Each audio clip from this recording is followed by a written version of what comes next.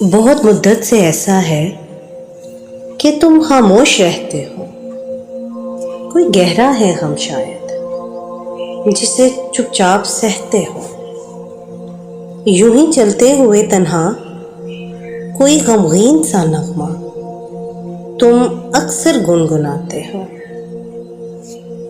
दौराने गुफ्तगू यूं ही मिले नजरों से जब नजरें तो बातें भूल जाते हो। किसी गुमसुम सी हालत में या फिर बारिश के मौसम में फकत इतना ही कहते हो, उदासी बेवजह सी है, बहुत बोझल तबीयत है। भला सच क्यों नहीं कहते? भला सच क्यों नहीं कहते?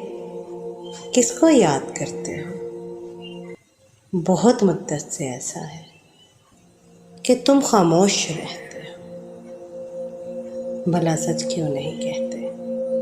किसको याद करते?